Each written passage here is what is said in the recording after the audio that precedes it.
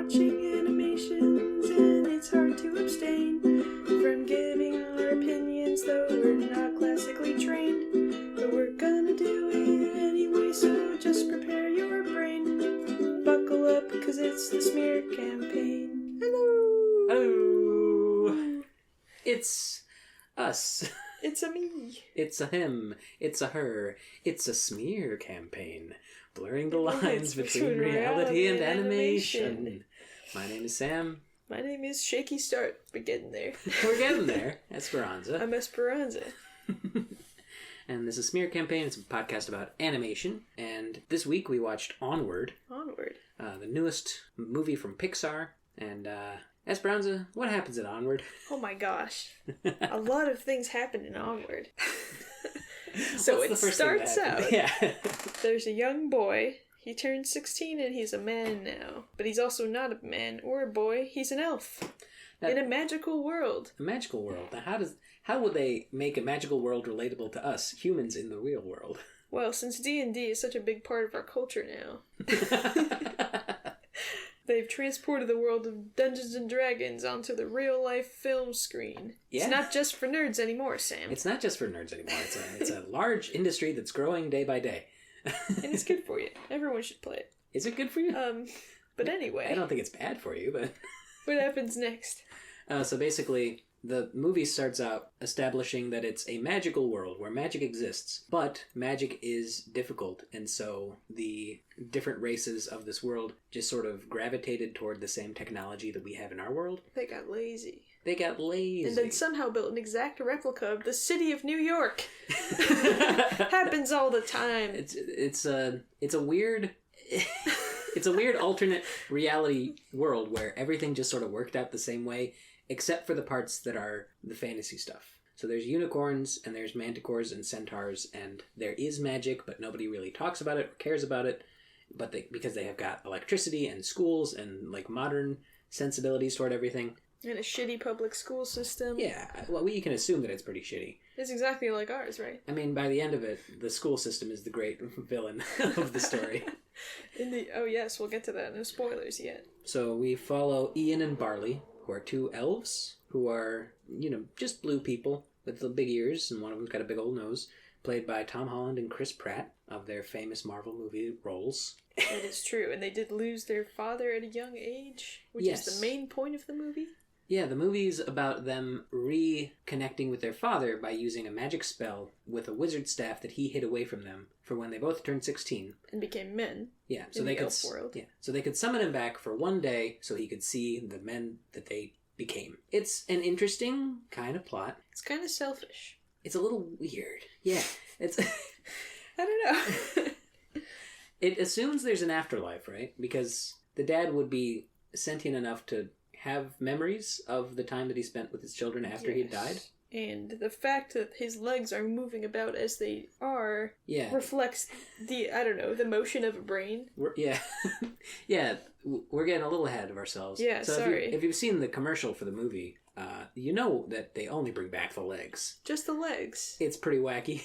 It's a big mistake. Yeah. On accident. But as a result, they have to go on a quest to find a magic jewel, which will power their magic rod so that they can properly complete the spell and bring their father's face. Bring their father back so they can have one chance to talk to him. The two characters, Ian and Barley. Ian is the main protagonist. His whole thing is that his dad died before he really got to know him, and he's always been really obsessed with his dad. And he's projecting. Let's just say it like that. Yeah, his whole identity at this point of his life. He just turned 16. He's like wearing his dad's old varsity jacket or something. He's asking questions to all the people around him. There's like a character who shows up for one 30-second scene to just say, "Oh yeah, I remember your dad. Nice guy." Yeah. There's a lot of that. Essentially so. And the older brother, Barley, was just a little kid when his dad died, so he only has a few memories of him. So he's got a bit more of a connection, but still there's they basically didn't have a father in their life. Whether their mom remarried in the meantime, we don't know. When the movie starts, she's dating a cop. A-cab. Officer Bronco. A-cab. Played by Mel Rodriguez, who is just sort of a dopey kind of stepdad character. Can't really connect with him. The fact that he's a cop and Barley is kind of an activist. He's obsessed with the historical magical world. They butt heads a lot, Yeah. needless to say. He's like, he doesn't want things to progress in that modern way. He's very fixated on the magical world that was left behind, which in our world would mean he's kind of like got his head in the clouds. He's kind of someone in the world today who's like, oh man, we need to go back to a land of like wizards and ancient, like that's just someone who's kind of separated, living in sort of a fantasy. But in this movie, he's just a history buff. Yeah, he's just aware of history. And they call him that as an insult very often. History buff. They still treat this this like obsession with magic as if it's like some weird like hippie bullshit. Yeah, like disconnected from reality thing. But it's not. It's the opposite. God, these dumb hippie protesters. Like that. And he's just a history guy. He just knows a lot about the history of their world. Yeah. Which I guess, like, I don't know. we want to get into our kind of impressions of the movie. Basically, the whole movie's them, like, going on a quest, learning to love each other again as brothers, even though they always were kind of getting along the entire time, and it all comes together. Yeah, we could talk about just the basic storyline for, like, hours and hours, I think, because there's so many moving parts. Yeah. And, yeah, we didn't even mention the mom even one time in our run-through of the plot, or the Manticore. Yeah, the mom shows up, basically just tailing them to try and find them before they get themselves hurt. And it doesn't work. No, she doesn't. Well, she comes in at the end. She doesn't get there before the curse starts unfolding. No. I don't know. Everyone plays a part in the final battle because that's how animated movies work. Yes. So, yeah, they have a few... It's essentially framed like a quest that you would do in the game Dungeons & Dragons. Yeah. It's very much meant to evoke that... Feel. Yeah, vibe. That kind of tone and setting that is very universally kind of connected to that world. And you said you had some fun facts about some of the inspirations for the movie. Oh gosh, well apparently, the director is Dan Scanlon. This is based off his own personal experience, Sam. As an elf? He too has a brother. Okay. And they both lost their fathers at a young age. Like it says before they got to know him. But yeah, just based on his personal experiences, the photo they focus on for such a long time is like an actual replica of a photo of the two boys. Yeah. In real life. Like he's a baby in the picture, so... So this is a very kind of personal story. This is his actual personal story, and he never knew his father, and so he relates that to the mythical world. His father's just like this mythical being, and he doesn't know anything about him, That's kind of an interesting connection to make. It's very, very interesting. Yeah, the way it's a weird fun fact. Yeah, I guess it makes sense the way you'd like deify someone in your life who you never knew, who you only know as like someone you never knew. Yeah, and I guess that's why he doesn't actually end up meeting his father at the end, because his brother knows what his dad is like, and he will never know. Yeah, we'll definitely get to that part. Yeah, eventually, for sure. I'll say the tone of the movie is wild. Yeah, it's so weird, and it doesn't feel like. So Ian is 16. He never knew his dad. Freshly turned 16. He is obsessed with his dad, but he never knew his dad. I'm just wondering if this is accurate to, I guess, Dan Scanlon's like personal account of like how he felt at that age or something. Because the way they played it, it sounds like the dad died like a few years ago. And they're still trying to move on without him. But they've never known. I don't know. I don't know. I mean, maybe sometimes we all deal with trauma differently. And this kid just really internalized whatever he was feeling. It's a very sentimental premise. And like, I don't think he would have directed it if it wasn't true to, how he was really feeling inside. Yeah. But we were talking about that when we were watching, like, why is he so obsessed with his dad? He's very fixated on the whole dad thing. And it's like every single thing, and that's also just the way the movie's written, is like every single thing is... a big deal. Yeah. Well, they take everything so seriously, which makes sense because they're young. Elves. Like, they're elves. They're so moody, those elves. The way they treat the issue makes it feel like the stakes are way higher than they are. Yeah. And I guess, like, they care. Like, Ian cares a lot about seeing his dad again. Mm-hmm. Or seeing his dad for the first time. Like, this is something that he really wants. But it doesn't feel like that's how a 16-year-old who never knew his dad would want to see his dad. Mm-hmm. Like just for one day a year. Yeah, but just one chance one day to see ever. it. And have a whole list ready of things to do with him. Play catch. I don't know. Yeah. It's like he has an understanding of what a father's supposed to be. And he's got like a recording that he mouths along to. He has a script he talks to every day. And he seems like underdeveloped in certain ways where he's like not had a firm paternal figure in his life, I guess. But I don't know. I don't buy this character. I guess is what I'm saying. Yeah, it's kind of like an unbelievable character for a while. I mean, towards like, I don't know, when he starts getting a little more confidence and stuff and moves away from the whole, crossing things off a list that he'll never get to do with his dad. then he becomes a bit more believable. Yeah. It feels like everything is done for the sake of being a really sad story that's also really uplifting. Yeah. Feels like every personality trait is just like, this would be really sad if this happened. Or like, this would be really kind of tragic, but also potentially have hope at the end of it. It's just a really out there story, I would say. Yeah, and it's just moving onward at all times. Like, they just jump from place to place and set piece to set piece. These like pretty sincere emotional moments come between these big comedy action set pieces that feel so Forced. Like, they're just like so removed from each other. Yeah, they don't relate to each other at all. And it's always fun when comedy like comes back around and makes a full circle, but it happens in such an awkward way. Yeah, like there's the little encounter with the Manticore where suddenly, out of nowhere, the Manticore decides that she's wasted her life and burns down her own place. And it's like, the way that it escalates immediately is really silly and funny. Yeah, after like a very small speech from Ian. Yeah, just like a quick little like, don't you believe in yourself? She's like, oh my god, my life is a lie. Who am I? So weird. And also, like, how old is the Manticore? And how long ago did magic leave the world? We never know. Because they present it as if it's like this ancient thing that everyone's kind of forgotten about. It's like ancient Rome, and back then they used to understand these things, but we've lost that or whatever. Yeah, but all the mythical beasts are still there and can still do the things they originally could do. And the Manticore in the movie, who acts like she's a 30-year-old who's like in over her head in like a management position, she's also a part of those legends from way back in the day. So is she like at time an ageless beast who like she's not like a direct descendant or anything. She's just like the actual Manticore. Yeah, she is the legend. That's crazy. But she's acting like, even if she like modernized and went along with the whole world changing, I don't know. Couldn't she set fires somewhere or something? Yeah. Why'd she have to become a restaurant manager? Why'd she have to get into the world of food industry? Because she had a tavern already. She just figured the best way to do things was to spruce up the old tavern. Why does the monster have the tavern? Why does she have a tavern? I guess it's not important. They don't really touch on those sorts of things. I think it's just one of the cards in D&D or something, which is not a card game. You gotta watch yourself. Oof. I've played it before and everything, but I've also played Magic the Gathering. Oh yeah. It borrows from a lot of different fantasy inspirations. You're mentioning how there's like references to The Hobbit and stuff like that. There's everything in there. Yeah. They really threw it all in there. I have to say, did you know, fun fact. This was Pixar's first movie without John Lasseter. Oh, that makes sense. It's interesting, and they really took like a weird direction with it. I feel like it's something he would have never approved. Yeah, it does feel sloppy, in a way. A little bit, because it's a story that, like, not everyone can relate to. I guess, like, because the whole time we were watching the movie, we were kind of predicting what would be reincorporated.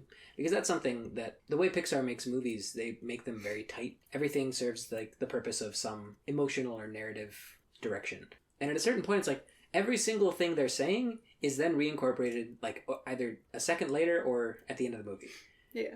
And it's like, okay, but that kind of makes it so everything is really predictable. It's kind of like they know exactly what to do. Yeah, it feels very formulated. At the same time, though, it feels like that formula has been, like, shoved in the mud. It's hard to apply a formula in a movie with a plot like this. Yeah, well, it's like, because the whole structure is like they're going from, like, quest point to quest point to try and find this ancient jewel that will help them cast the spell. It's like very, like, traditional, archetypal, like, fantasy scenario. So it's like a road trip movie, which is, again, like classic. Kind of Pixar's forte. It's like two characters who aren't really very much alike learn to get along while they go on a journey and find their way back home. Except they're the same. And they're brothers. Yeah. And they have a common goal, and they both really want to do the thing that they're doing. Yeah, I mean, Barley kind of doesn't seem to care that much during the movie, and that's partially, like, they reveal that he actually cares a lot. Yeah, he, like, reserves his emotions and kind of puts on this sort of phony, overconfident, fantastical facade to hide the fact that he doesn't know how to deal with grief. Oh my god, he's projecting! But, like, the two brothers don't really butt heads much. Not at all. There's some forced conflict where one of them's like, "You'll always be a loser." Yeah, you're a screw up. Yeah, and he's only outed by the magic, but he's a 16-year-old boy, for heaven's sakes. Yeah, I mean, they're both, like, that's the thing, too, is, like, they're both teenage boys, so they're gonna have some drama. Yeah, the conflicts are a big deal, a bigger deal than they would be to, older folks, probably. To old folks like us. Ah, yes, the aged ones. Tell us, Grandma Esperanza. What do you foretell? the different little moments of these like big set pieces and the fact that they're also trying to have this like very emotional story about a dad, it just feels like they had a lot of ideas and they didn't want to give up on any of them, so they just kind of mashed them all together and said it's good. Yeah. And there's definitely good stuff in there. I think we're being a little like, oh, for sure, we're being nitpicky, but I think that this movie was I don't know, it's hard to say, but this was Pixar's first like original story in like 4 years since Coco. Yeah, they've been doing a bunch of sequels and like basically reimaginings of the old movies. Yeah, like, it's been a while. It's a little shaky. Yeah, I don't know. They kind of sprinkle in original movies every once in a while. Yeah, and I think that there was recently like some Pixar statement that was like they're going to be focusing on original movies for a while. Which is great. Yeah. And it seems like this is like they're starting with it, but just stumbling a little bit. It's a little bit of a stumbling block. Because there's definitely great stuff in there. It's Pixar, so it's going to look wonderful. The way that everything's like rendered and animated and like all the characters are very distinct and very likable designs. Star-studded cast. Yep. They're doing everything right, but they're just not exactly there yet. Yeah. It's like not for me. It's not for me to say, obviously. But... yeah, I mean, I don't think this was a particularly successful movie just because it was, released during the coronavirus. So nothing is successful. I'm sure like there's going to be people who grow up with this movie who are going to love it to the day they die. No, I feel like this could be a movie with like some sort of a interesting following. Yeah, and I'm sure people who are like super into different fantasy things are like just enjoy the little like guessing game of like, oh, what's that a reference? There's fun stuff in there. Yeah. And it's like there's certain moments like when they see all the pixies or the fairies, the sprites at the gas station, the dad knocks over their bikes and then all of them like cling onto the door and like force it open and they start like chasing like there's a huge chase scene. I forgot about that. Yeah, there's a big car chase scene where Ian has to learn how to drive. That's the thing too, is like this quest is also tying in with him learning to be like an adult. Yeah. Which is what he wanted to do with his dad, but instead he's doing it with his brother. So he comes to appreciate his brother as a father figure in his life. And that's like kind of the plot. This could have all just been solved with therapy. Yeah. I'm kidding. We could have just had a conversation. But I think it's interesting because like people who play Dungeons and Dragons now probably didn't have a lot of like representation in cartoons or whatever for Dungeons and Dragons. There was a Dungeons and Dragons cartoon. It was for like people that are playing now though. People who started playing like when Dungeons and Dragons was like an original game. Yeah, no, it was back in like the 80s or 90s. There was some show. It wasn't like a huge thing. I think Dungeons and Dragons was always a very niche little force, and people, it's like one of those things where if you get into it, it's extremely addictive and extremely engaging. So people get really into it. And it's always like, it's now more than ever becoming mainstream in part just because like there are a lot of very popular podcasts that use D&D as like this avenue for telling stories and have like doing just improv comedy with plot. So that, like, even for people who have never played it, they experience it through that kind of thing. And the way that it's laid out now is they're trying to make it more accessible for people. And Pixar is so mainstream. Yeah. Pixar is like, if Pixar is making a movie about you, you've made an impact. Yeah, it's like Weird Al Yankovic or whatever. Pixar is the Weird Al Yankovic of animation. Of animation, yes. So weird. Review break? Yeah, let's do some reviews. Let's see how people thought about this brand new movie. I took some... This got really good reviews, though. Yeah, this was like 80%, 80 or 90%. Everyone loved it. It's Pixar. It always gets pretty, like, solid reviews. But I got some, like, low-star ratings and also some high ones, just to mix it up a little bit. Let's get high. Let's get high together. Everyone on this podcast, come on. 420. Boys.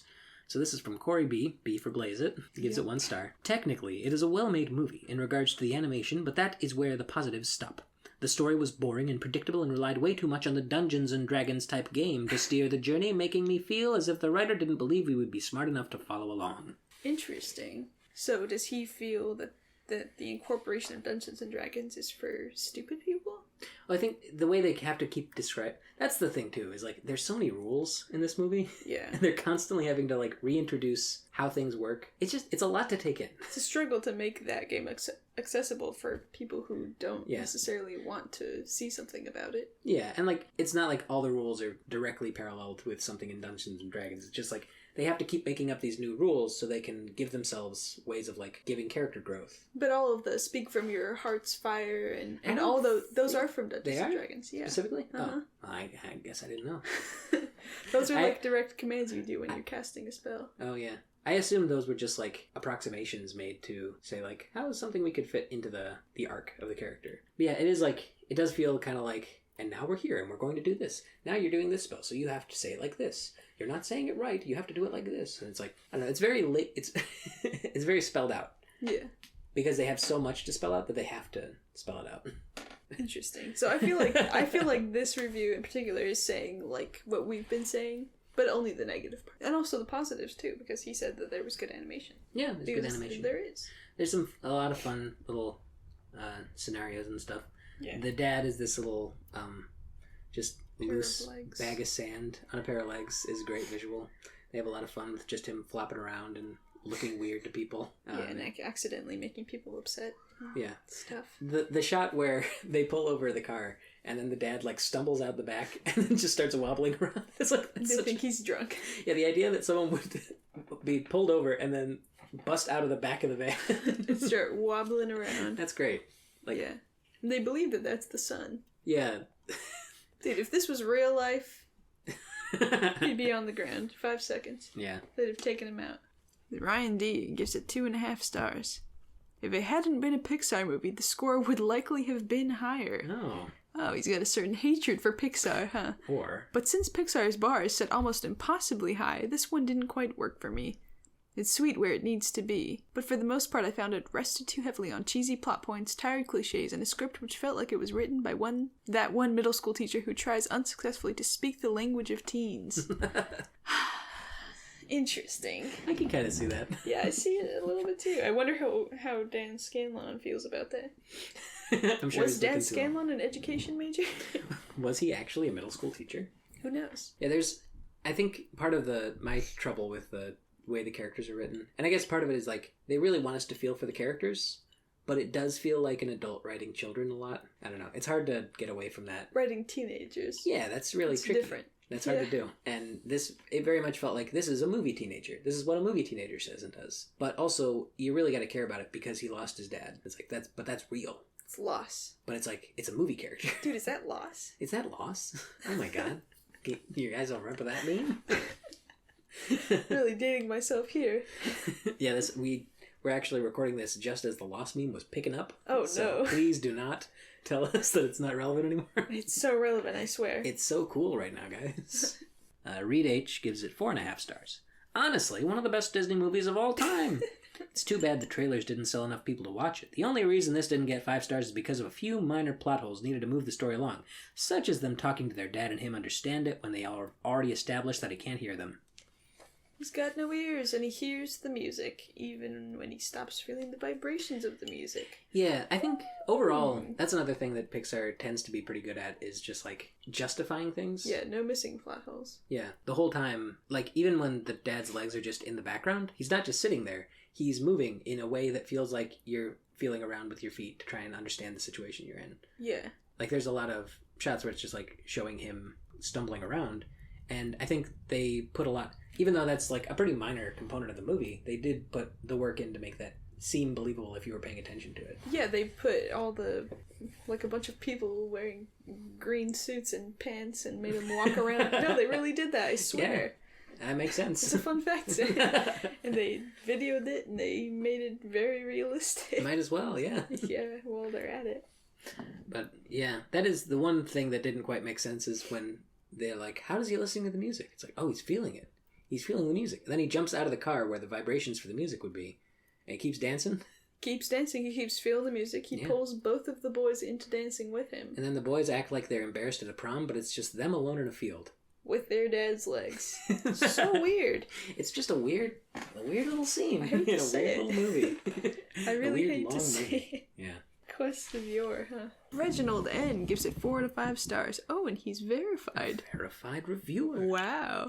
We enjoyed Onward, and it's a great message about brothers and family. And he's verified, Sam. How does one get verified on Rotten Tomatoes? I guess you just gotta keep it short and sweet. That was a great review. Brothers and family, sure. Sure. That's how Yelp reviews always get verified. Yeah. Short and sweet. Definitely not mean and critical. Definitely not intensely hateful. And definitely not like an essay about the bad food. Yeah. What a great review. Yeah, very positive. It's about brothers and family. Yeah. I mean, I guess it is. I guess we can go over kind of what happens at the end. So a lot has to come together.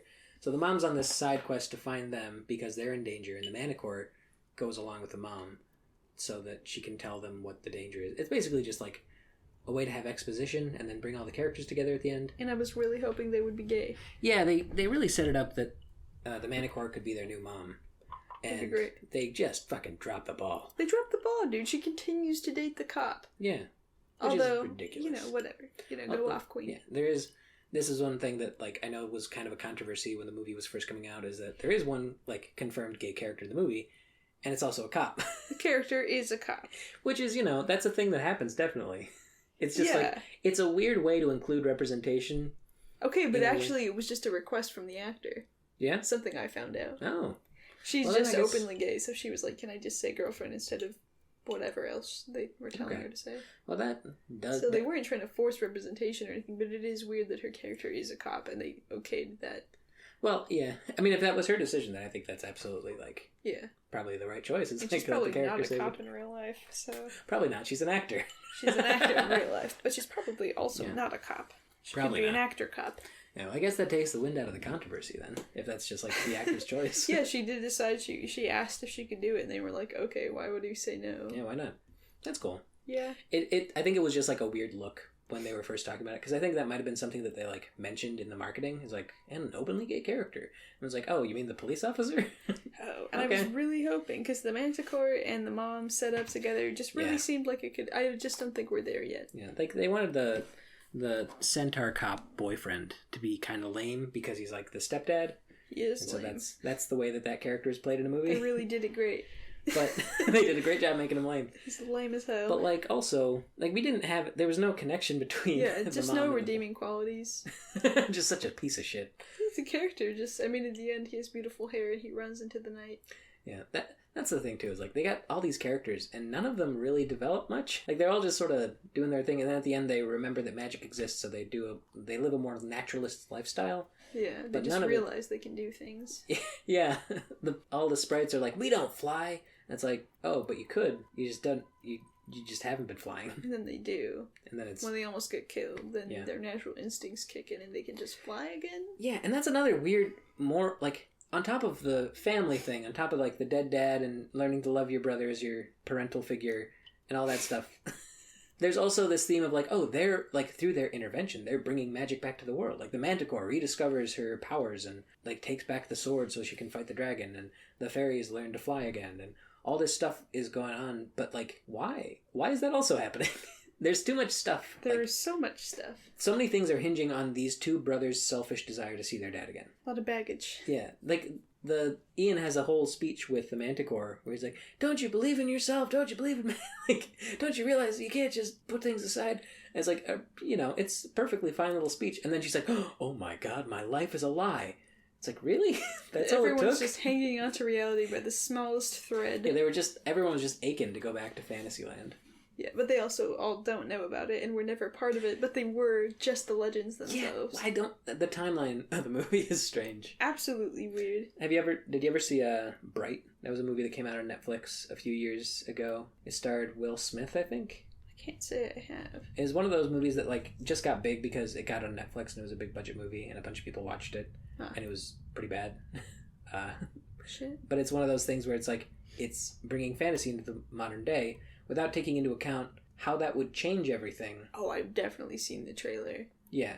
It's like Will Smith is a cop and then an orc is his 100%. I saw the trailer and I was like, what in the world? No way. I knew that he had like a weird cop friend who was also like a fantasy character. Yeah. I remember the trailer.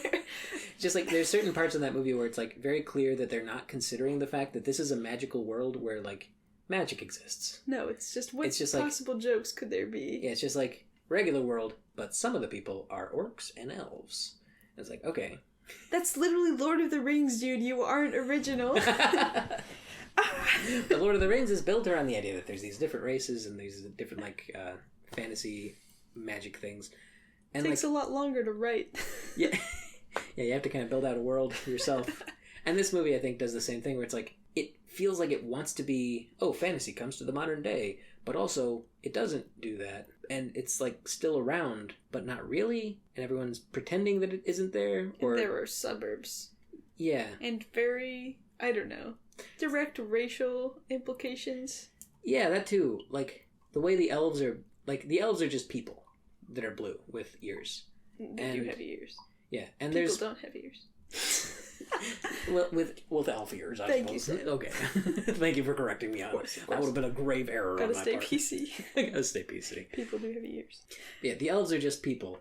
And so the characters just look like any other kind of Pixar characters, just blue. Like, the main character looks like the guy from Ratatouille. But Linguini. I got you. The name Linguini, the Frenchman. Absolutely.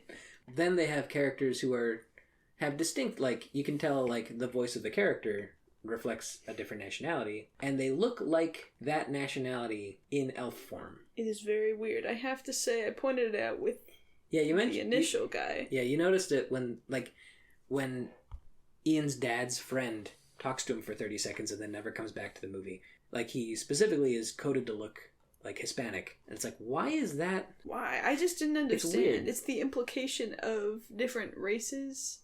Yeah. Different countries that are exactly the same as the human. I just feel like there's absolutely no need for it. I don't know. It's just like, it makes sense that you would have a parallel to, like, ethnicities within the elf world. But why would they so closely mirror, like, ethnic traits in the human world? Yeah, like, okay, there are different classes in Dungeons and Dragons, right? Yeah. So why not do something with that?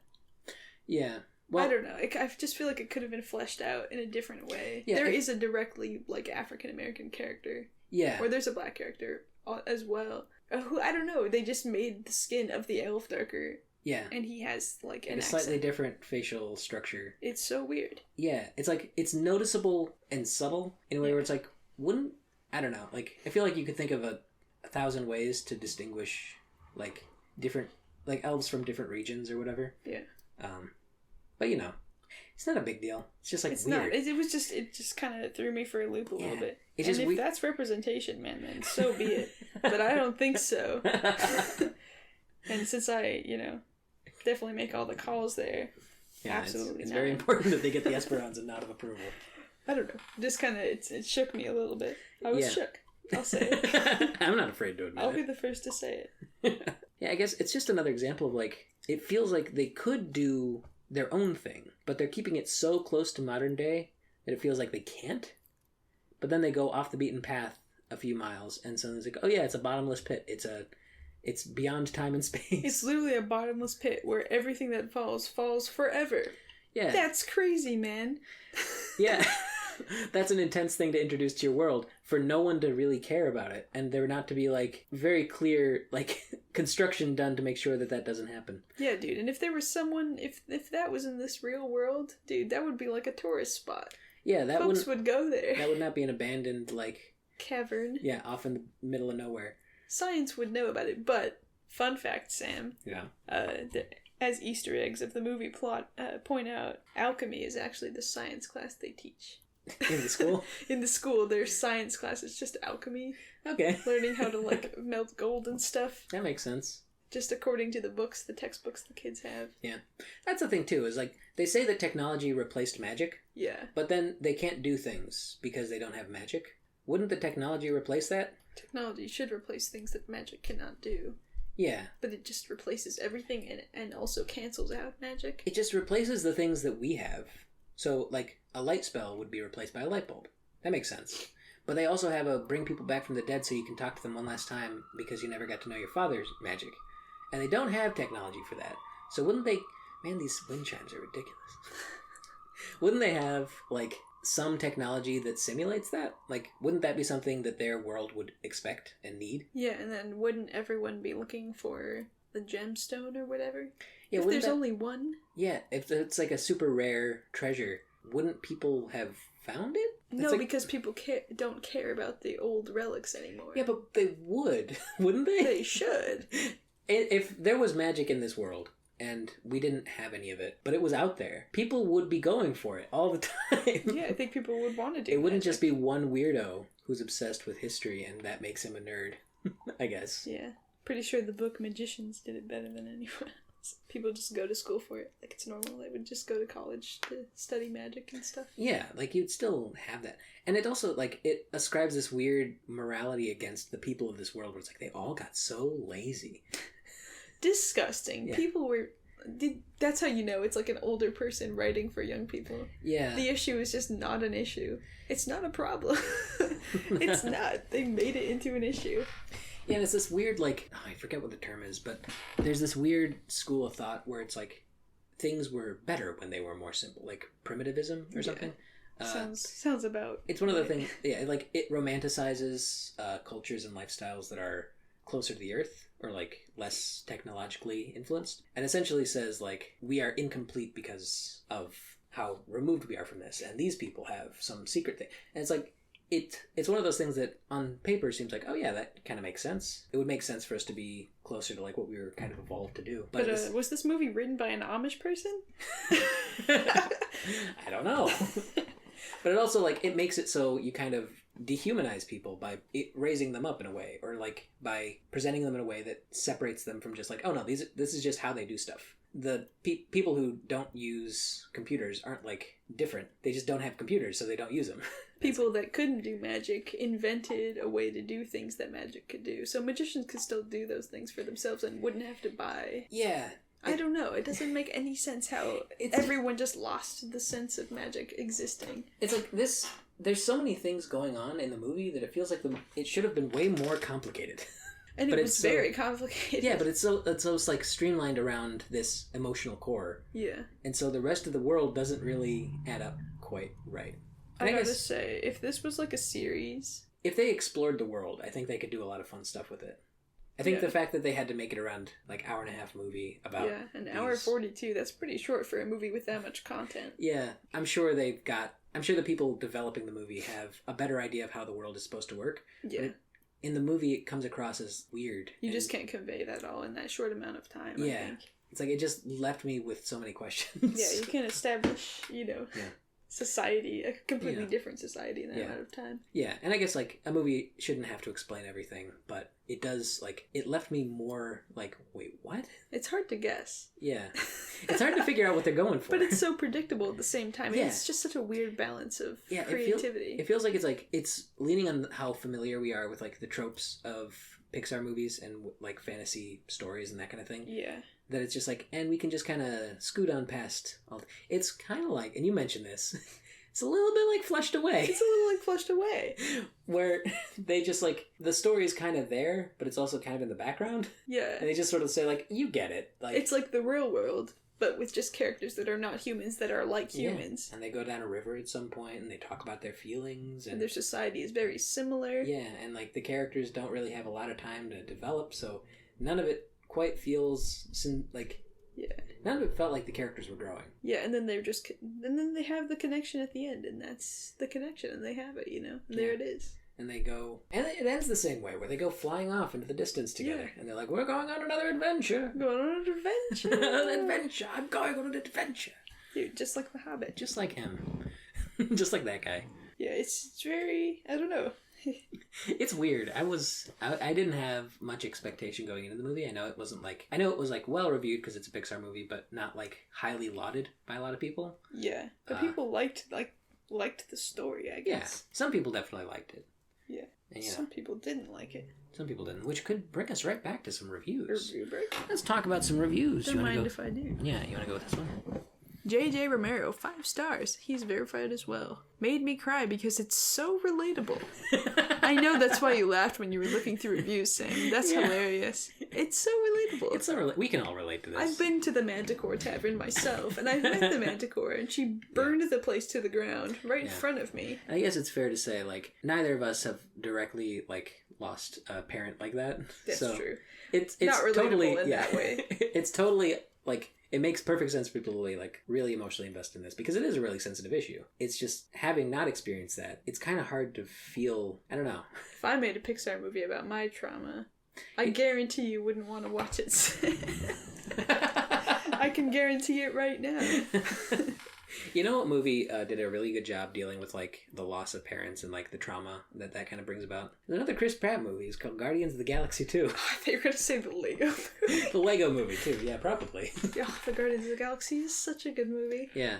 And the second movie is like all about this connection that Star-Lord has with his dad and with his mom, and like the weird kind of sense of loss, and like his, what's the name of the blue guy? His sort of adopted father, more or less. Don't Mary make me Poppins. dig it up right now. Mary Poppins, Yeah. yeah.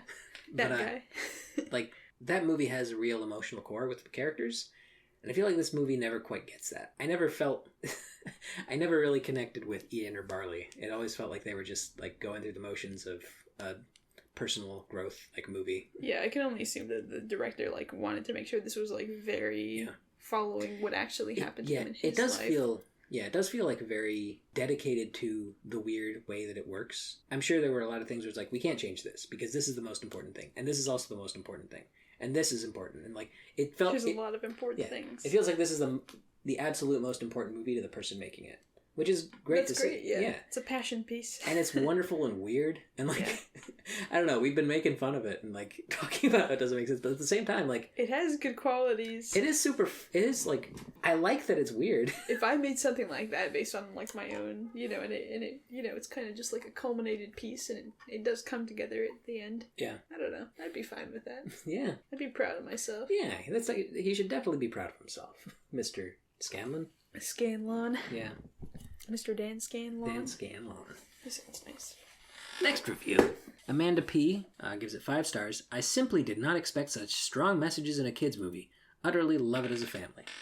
That's interesting. The parents and the kids, they all liked it. They all came together as a fan. Yeah. I feel like this applies well to young children and adults. Maybe not young children. Not like, young, but yeah, like I don't know. 10 or older, I guess. I was going to say. Yeah. Yeah, if I had a couple of kids who were like 11 or something.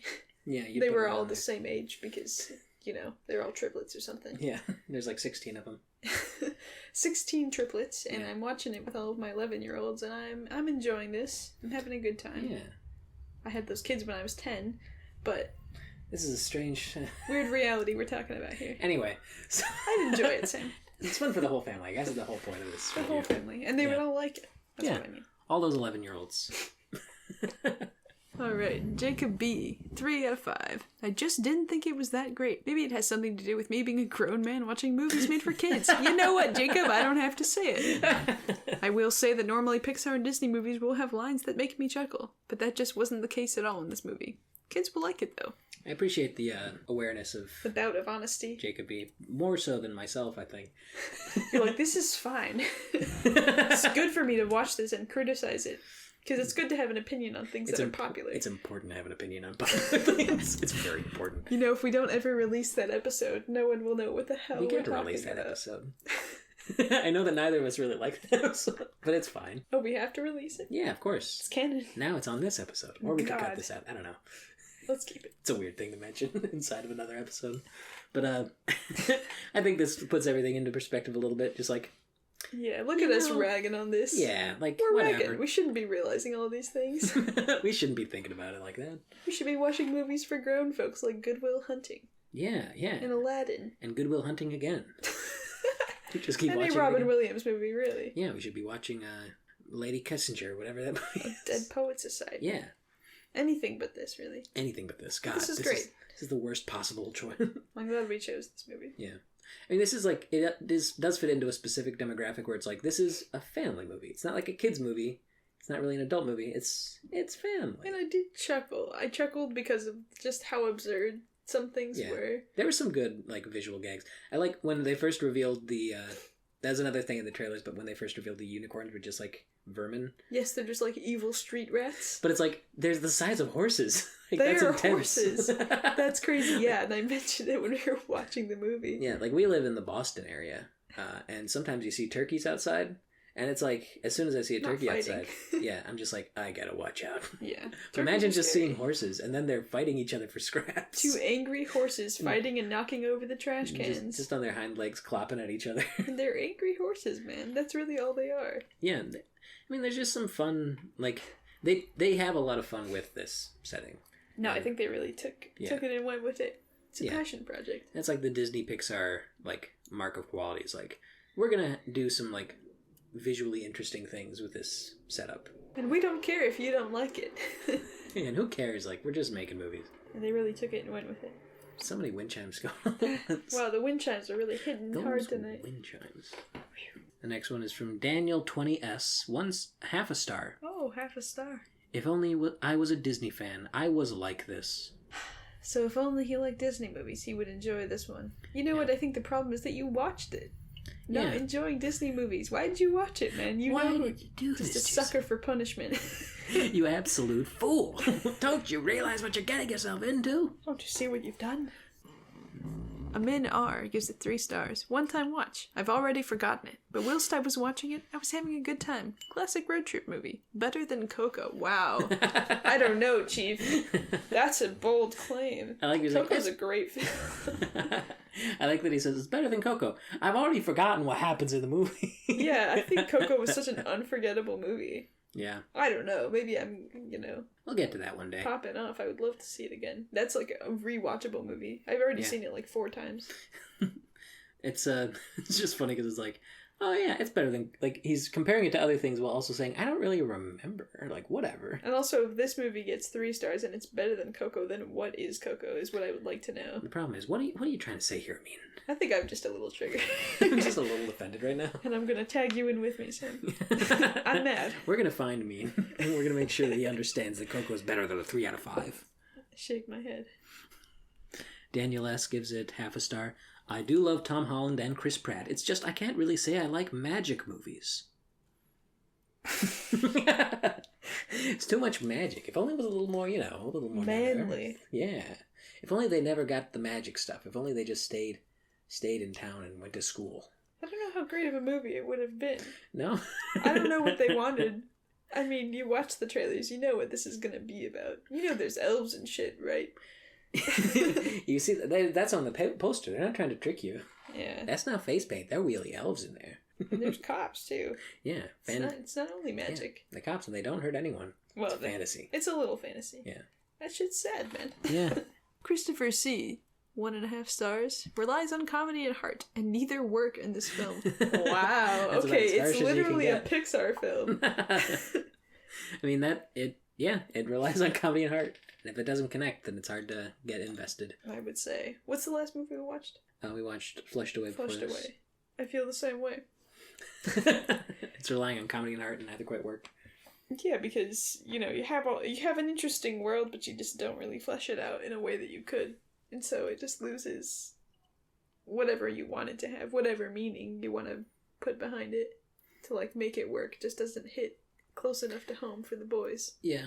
I might have just been like, if they just spent a little more time with the characters at the beginning of the movie. Yeah. Like, if we There's a lot of gags. Yeah, it's a lot of gags and a lot of, like, they would do one thing to try and fully illustrate something about the character. The way that he gets up in the morning is like, oh, look how quirky and awkward and, like, clumsy he is. And, like, it's just, like, really quick characterization to try and get you on board. But it's not enough to, like, really flesh him out in a way. The only kind of fleshed out things that we get about Ian specifically is, like, he really misses his dad. Like, he really, really misses his dad. Like, I swear to God. Like, he wears his dad's sweatshirt on his 16th birthday. Y'all ever do that? Yeah, like, he has a recording of his dad not talking to him and acts as if he is talking to him. It's like, again, like, if his dad died a couple years ago, I feel like that would feel much more sincere. But as it just feels like they're trying to make it as dramatic as possible while also keeping the real-life inspiration of, like, died before he knew him. Yeah, baby. Yeah. It's odd, to say the very least. I mean, I don't know if that's the way that he was feeling it, obviously, but maybe that is, and that's just how he wanted to do it. I don't know, dude. Yeah. I think, like, the idea that, like, this is a passion project that's, like, this is exactly what he wanted to do. And as a result, it doesn't necessarily work if you don't have that same connection to it. Same energy. Yeah. I hope that this did work for people, Yeah, I'm sure it dealt did. with the same thing. Yeah. But I feel like to make it, like, more accessible... Yeah, I think, like, we're being real particular about it. And we're just sort of, like, going into our own experience. Not to nitpick. Yeah, like, this is just our impressions of it. And it didn't work as well for us as it probably did for plenty of people. Yeah. And part of that might just be the fact that we don't have the same... experience. Yeah, personal experience or connection to that. Joel W. gives it 3 stars. Was a good movie, but I thought Ian could have gotten at least a hug from his dad after traveling so far. The movie was pretty funny and the animation was on point, but I wanted to see the father's face when he was alive. Only the ending was a problem. I guess we never really explained the ending. So they have to face a dragon. Lost. We got so... This has been a meandering, just like them, on their adventures. This has really just been meandering from place to place. Yeah, it's just like the film studio. Just like fucking Pixar, dude. Taking pictures of Cheetos and really studying them so they could make enlarged Cheetos. You just wanted to have a bag of Cheerios that day. Don't lie to me. Don't lie to me, Pixar. Come on. But at the end of the movie, they have to face the dragon because there's a curse upon the ruby that they're going to use to bring back the dad. Once they get the gem, the dragon comes alive. It's made up of the school. It was a fun, like, I don't know that the school matters in the movie at all, so I don't know that it like had any kind of effect, but it's an interesting choice. And it has the face of the mascot as the face of the dragon, which was fun. It was fun. Yeah, it's a fun visual. But they have to face off with the dragon. The Manticore and the mom come by and start to save the day and then stop saving the day. So that Ian has to save the day. They should have been lesbians. Yeah. I'm not going to get over it. I don't know. Ian uses all the magic at once, including the spell that has lightning attached to it, which they hinted at 2 times earlier in the movie. One by saying, "Oh, you'll never be able to do that," and another time saying, "You can do it." "I can't." "Oh no, I can't do it." And then the third time he's like, "I can do it." And he did it. Classic little arc. 3rd time's the charm. 3rd time's the charm. Rule of 3s. And he finally is able to stop the dragon, and he has to do this while his dad is coming back and for the brief period that he's going to be there before the sun sets. And instead of Ian, who this whole time has been obsessed with seeing his dad for the first time, Ian having that moment with him, instead Barley has it. Because Barley reveals at a certain point that there was a point where he never really got to say goodbye to his dad because... He was actually old enough to remember. He remembered the being in the hospital and not having, like, not feeling okay about going in there and seeing him that way. Which is, like, that was a very, like... That's sad, man. Yeah, that was an intense kind of moment. And that's something that I've not had, like, a parent, but I've had family who've died in that way. And, like, seeing them in the hospital like that, there's something very traumatic about that.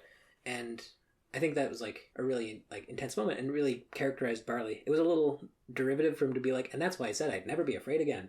Yeah. So, okay. I vowed from that moment on I would never be afraid. You're taking this very humanizing thing and attaching it to a complete, like, cartoonish example of how that would manifest. But yeah, that was, like, the one emotional connection that made sense to me. Yeah. I'm not saying I don't understand emotion. I'm not saying I'm a sociopath. I'm not saying I'm some robot here that create podcasts to distract humans from But I rarely feel things. But I am strangely immune to human love. And by the way, I cried like 4 times during Coco. So fuck off. So shut up, Jacob. Yeah, I'm mad, or whoever it was. I mean. But, I remember. I will never forget. But instead of Ian actually getting to see that, like, moment with his father, he gives that up so that Barley can have that moment. Yeah, because, which is great. Yeah, because at the end of the day, Barley needs it more than Ian. And Ian has gotten so much from Barley, like, over their time. He's realized that all the things he wanted to do with his dad, he's been doing with Barley the whole time. Comes to appreciate him more. Classic stuff. That's great. And, yeah. And I thought that was, like, an effective, like, anticlimax. Yeah.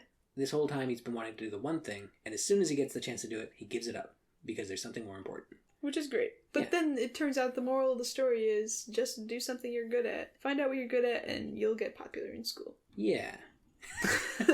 Just skip past all the family stuff. Yeah, he does a little, like, book report at the end to say, like, magic is real and it's come back and all you gotta do is be good at stuff. Hey, and I have a question. Is that the reason our school is fixed?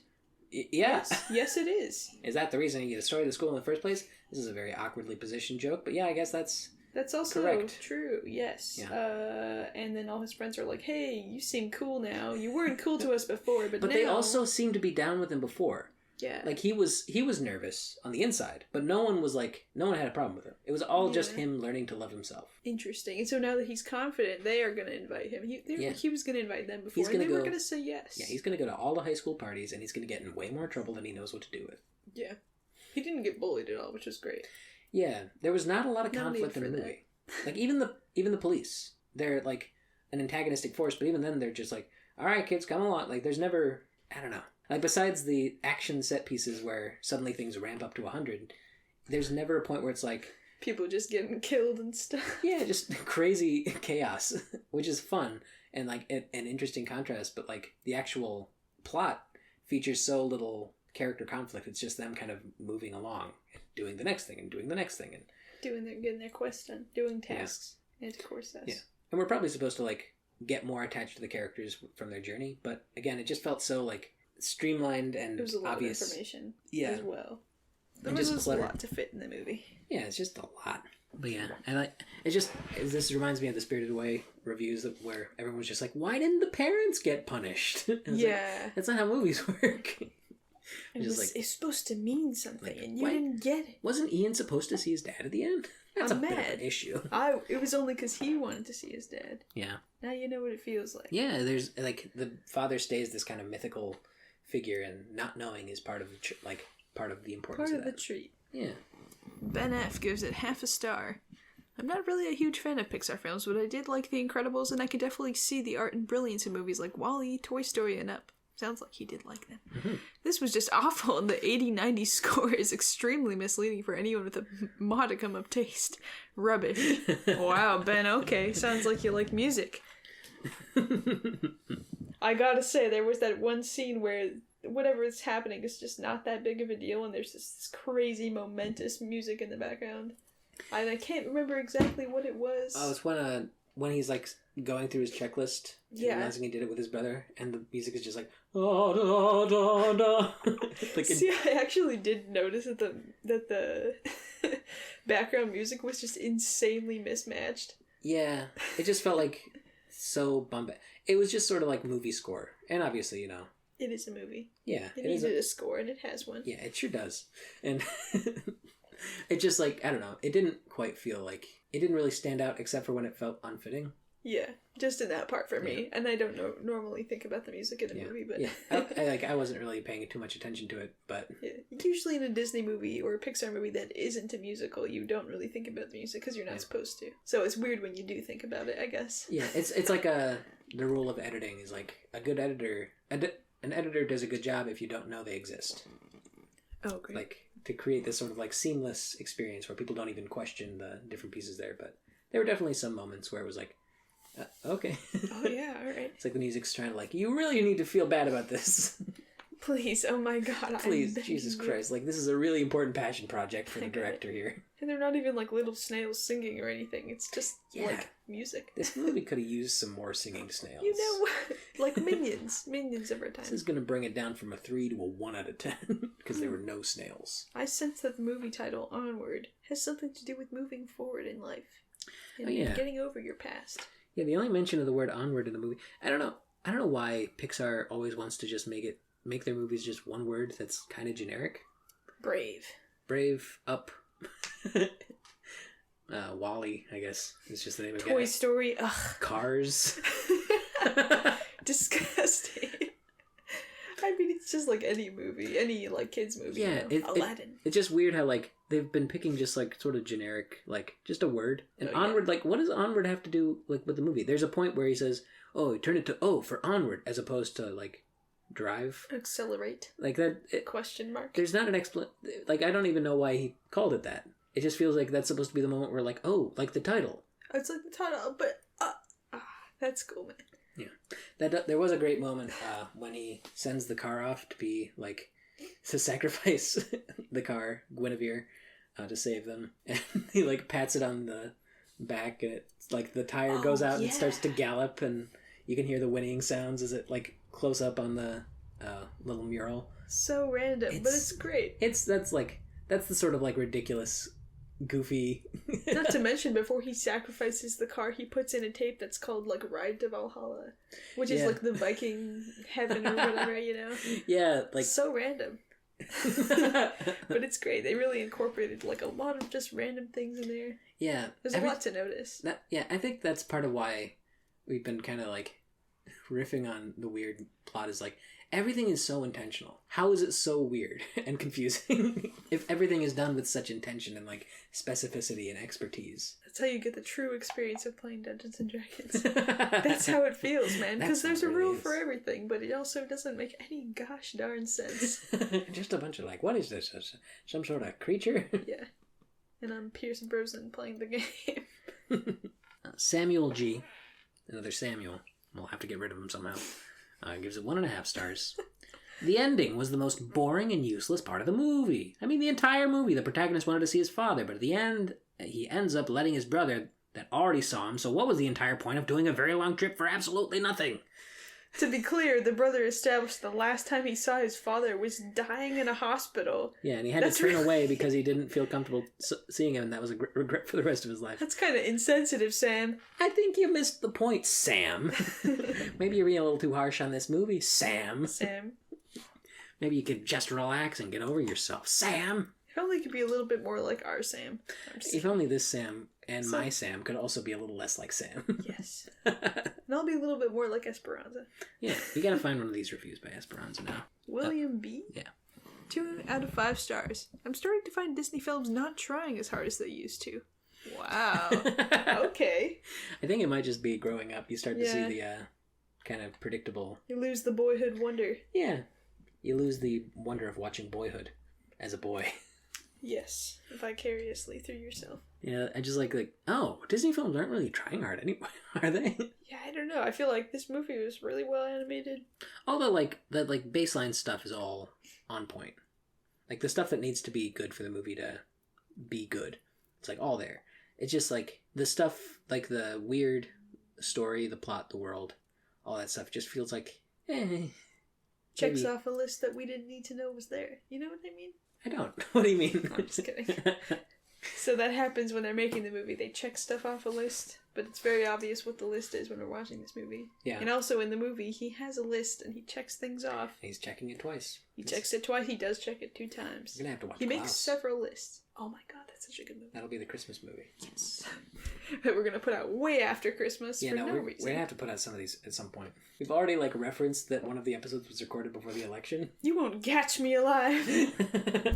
You'll never know when we're recording these. Gotta edit out all the canon stuff. This one is anonymous. It's 2.5 stars. Brave. Could have done without the spell and progressive pandering, but otherwise a cute kids movie. Forgettable but cute. Progressive pandering. I wonder is that the lesbian part? I wonder what anonymous didn't even have a username is thinking about. It's there's some non-traditional gender roles, I guess. Oh my god, it's definitely just the one sentence about the lady having a girlfriend. Probably is that. And it's that's not even that's nothing. That's just acknowledging that a character is gay, which is just like people. And that's just what the character wanted, huh? Yeah. Christ almighty. And I'm guessing also he's why is the Manticore lady so burly? Buff. Yeah. She should look more like a woman. She should look more like something that I would just, take to the back room. You know? Progressive pandering is women being strong characters in a movie. There's a reason this guy doesn't have a username. He doesn't want us tracking him down. And we would.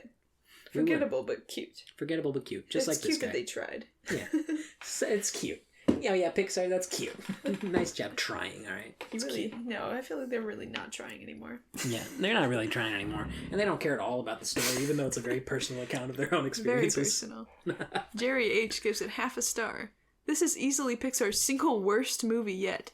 It is pure, unadulterated trash that mistreats the audience with its emotional manipulation and the horrific ending that made the entire movie pointless. This movie is ugly in every sense of the word. Ugh. It's basically about 2 guys who spend over an hour talking to their undead father's severed crotch. I felt unclean after watching it, and it's no mystery to why Onward is Pixar's biggest box office flop. Yuck. Has nothing to do with the coronavirus. Yeah, no, the coronavirus didn't really affect businesses at all. No wonder it's a flop. They didn't put it out in theaters, you dumbass. Don't they realize they're talking to their undead father's severed crotch? Don't you realize if you lose someone you really love, you'd rely on anything, including their severed crotch? I would personally. Sure, to some degree. I've just played. That is weird though. There's a lot of fun, the way that they use the shaving a haircut little rhythm where he's da da da da da da to talk to his father. First, it's a fun way to make it work. It's okay, so there's some rules, I guess. Yeah, and I mean, it's a throwback to what they used to do when he was a real little kid. Yeah. It's a whole thing. It's just another example of that reincorporation that they're throwing at us at 90 miles an hour. Yeah, I really expected it to come back farther on in the movie, though. He mentions it, and then 2 minutes later, it's being used again. Yeah, they did. I think he did do it another time, kind of in the background of a scene where he's just sort of acknowledging his dad that he's still there, and he's tapping it, but it's not focused on that, so you can only kind of hear it. Yeah. So it's like they keep using it, but they don't linger on it very much. That's good at least. Also, what does his dad feel like being like leashed, like carried around on a leash and like I know, so led weird. into all kinds of hazardous scenarios? Yeah, they really gotta keep him more safe. It's just his legs. Yeah. Which implies that there's a brain somewhere thinking thoughts. Yeah, what is the afterlife? So weird. What is the afterlife? Is the rest of his body still in some Valhalla. spirit world in Valhalla? Which is the canon spirit world. Yeah, as according to that mixtape. Yes, mixtapes. The real dictators of all things true. That was the last review. I wanted to end on a high note. Just utterly Pixar's single worst movie yet. disgusting. Ever. Okay, I wanted to point out the fact that it says by all... What does it say? Ugly in every sense of the word. It's so well animated. How can you say that? It looks nice. That's kind of rude, Jerry. Yeah. I don't know. It's not the most imaginative fantasy world, but it's not really supposed to be, because it's all tamed down. Yeah, this is just Jerry from Parks and Rec. Yeah. Mad that Chris Pratt's character's doing something good. Somebody's mad. You know, he's a little tight. Someone's gotta be mad. Great movie. Solid. How long have we been talking about this? It's a little over an hour, like Okay. hour 15. Cool. But I guess we can go over last thoughts. You have any last thoughts, Esperanza? What are my last thoughts? This was crazy. You can get their Magic the Gathering alternative Quests of Yore in real life. You can just buy that, man, if you want it. Yeah, I wonder if they released like a little box of all the cards that they showed off in the movie. Oh, they did? Yeah, well, they're going to. It's coming soon. Oh, exciting. Yeah, and they're also like releasing a book. Maybe that'll go over some. Maybe that'll explain some things. Could be a series, but I don't know. I don't know if I'd want to see any more of it now that I've seen this one. What do you think, Sam? How do you feel? I kind of agree. It feels like we kind of mentioned, like it feels like a lot of things that were obligatory, that like needed to be done a very particular way, that don't really work together, but it's still Pixar, so it's all ties together in a neat little bow. Yeah. In a way that's almost, it's like it's extremely predictable and also doesn't really add up. And it's still like, you know, it's a Pixar movie. It's very well done. It's just a weird thing to do.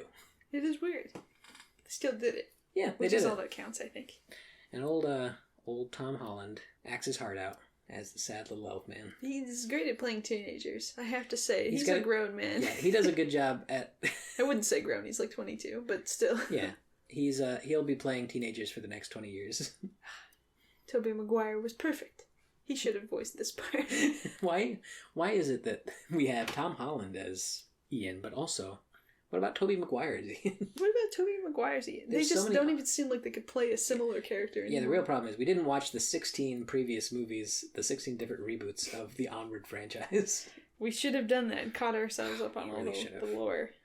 If there was like some sort of precursor to this movie that we missed, and I don't think we did. Yeah, I don't think it's like lacking a precursor. I think it just like doesn't really... Doesn't make sense. Yeah. But it does, doesn't it? Yeah. It's a lot of things that make sense on their own, mashed together in a way that makes sense for most people. And if you look at it too closely, it starts to get... jumbled. Yeah, a little hazardous. I think we looked at it for too long, Sam. Yeah. We stared too far into the void, into the bottomless chasm of this movie. I don't think that this movie is meant to be analyzed in the way that we just indulged ourselves. I don't know. Well, we've got to decide on a movie for next time. And we've been watching a bunch of these sort of modern 3D animated movies. And I was wondering if you'd be interested in watching something a little more out there. Yeah, want to go back in time? Kind of. A little back in time. A little bit toward a different kind of sensibility. Somewhere to where before I was born? No. Right. But it's... close. There's a movie that I'd like to rewatch called The Triplets of Belleville. It's a silent movie. It's a French movie. Interesting. It's a really fun movie. That could be a very different thing than what we've been doing. Yeah, we've been doing a lot of the same kind of like classic blockbuster family animated movies, which is, not yet a classic, but we shall see. I don't think so. This movie. Onward. Maybe not quite a classic, but classish. More of a classic movie than Ratatouille? Nah. I don't think so. People aren't looking at Ratatouille and saying that looks like Ian. They're looking at Ian and saying that looks like Linguine. Yes, but 20 years from now, when those Dungeons and Dragons players have all grown up on this movie, it will be a different time. Yeah. It could be a classic, Sam. Could be a classic. Who's to say? Would you be down to watch Triplets of Belleville? Here we can watch it. Let's watch that one next time. I've never seen it. I think you're gonna like it. It's gonna be very different. but that's going to be fine. I don't know, Sam. I'm very opinionated. It's very important to have opinions about things. And a very closed mind. I have a very closed mind. Yeah. That's my notorious trait. My mind is on strict quarantine at all times. No one's allowed out or in. Well, I think that sums it up for That this. about sums it up. So I guess we're going to head onward. I was literally going to say it. Wow, Then you Sam. say it. How about we take this onward and end the chat? That's a great use of that name. Thank you, Sam. Came up with it myself. Okay. Bye.